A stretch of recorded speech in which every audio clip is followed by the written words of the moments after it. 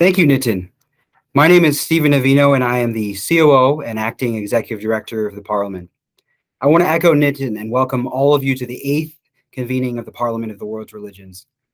I greet you today from the city of Chicago. I would like to acknowledge that the city of Chicago is the traditional homelands of the Council of the Three Fires, the Ojibwe, Ottawa, and Potawatomi nations. And it also has been the traditional homeland of many other tribal nations. I have been working for the Parliament for nearly a decade now, and I have seen great change in the interfaith movement in that time. Some of these changes are reflected in the program in the next few days. In the past decade, the Parliament added a fifth directive to our signature document, the Global Ethic, that affirmed our commitment to climate action and care for the Earth, and launched an interfaith climate action program, the publication of a book on faith for Earth, and we also had 2 spectacular Parliament convenings in Salt Lake City and Toronto, among other accomplishments. In 2015, the Parliament called upon the religions of the world to uphold the dignity, well-being, and human rights of women and girls. And we have seen women across religious and spiritual communities across society stand in solidarity, stand against harassment and violence, and stand up against inequality. In each Parliament convening since, including this one, women have made up a majority of our attendees.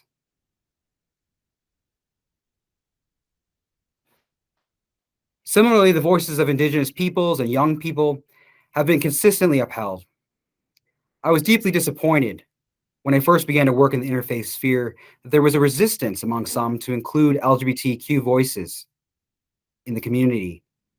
But nearly a decade later, there has been a genuine increase in the desire for inclusion and acceptance of LGBTQ voices in the movement, and I'm proud to say they are an important part of our program this year. In planning this virtual Parliament, we wanted to take advantage of the reach and access of the internet. We committed to be as inclusive as possible.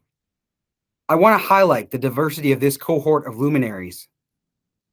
We have speakers from 6 continents, and more faiths and spirituals communities are represented, some of which have never had the opportunity to join past Parliament plenaries. For the first time, we have regional symposiums at appropriate time zones for Africa, South Asia, and Southeast Asia. Let this Parliament inspire us to strive for a more inclusive interfaith movement, one where all people are invited to the table and heard. But in preparing my remarks and thinking about the last 10 years and its successes, I had to ask myself, is the world better than it was 10 years ago? I cannot lie to myself, and I can't lie to you. It's not. The answer is not yes. And that is a problem. Despite the power of our movement, in spite of the inspiring work that religious and spiritual communities have accomplished, our mission toward a more just, peaceful, and sustainable world is still beyond reach. That means that the interfaith movement and the religions of the world have not been accomplishing our goals. The world has been under an onslaught of viruses. It is infected. One of these viruses is quite literal, COVID-19, but there is also the virus of racism, the virus of sexism, the virus of hate and bigotry, the virus of dishonesty. I am particularly bothered by the rise in lies told by our politicians and leaders, decimated like a virus through our social media and public forums. These lies are driven by selfishness and greed. As people of faith, we must go out into the world. We must go out into the public. We must stand resolute and scream from the rooftops. Climate change is real. COVID-19 is real. The vaccine works and you should take it. Take it and you will save your own life and many more possibly. We can't just say these things to each other. We can't just say this in our interfaith bubbles, nor in our academic ivory towers or behind the pulpit. We must go outside our bubbles and open our hearts to the world and uphold the truth. That is our moral duty as people of faith. We have lost so many lives to these viruses. We are losing so many lives to these viruses. We must acknowledge this. This is the world that we live in. Each of our religious and spiritual traditions teaches us something about this acknowledgement and the reaction to it. Some might call it grief. This year's Parliament, we have put aside some time to grieve. And let us grieve for those we have lost and the state of this world. But we can't stop there with grief. Let us find hope in our newly open hearts and bring compassion into action. We must take this newfound hope and compassion and build a better world. As people of faith, we can fix this world. We can. We can be better.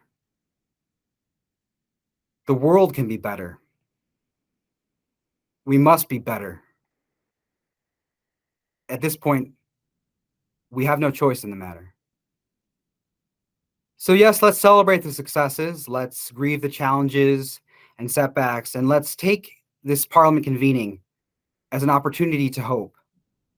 These next 2 days and the 30 days in which you can access the platform, let's gather to highlight action-based work, share best practices, and learn from one another.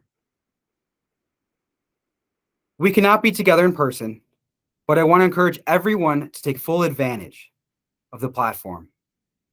Visit our sponsors and exhibitors, join a networking session, have new experiences and great conversation within our virtual lounges.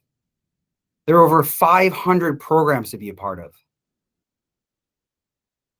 Someone once told me, in thinking about the interfaith context of my own religion, to remember that approximately 2,021 years ago, 3 Zoroastrian magi traveled far and wide to visit a poor Palestinian Jew, a member of a different religion than their own.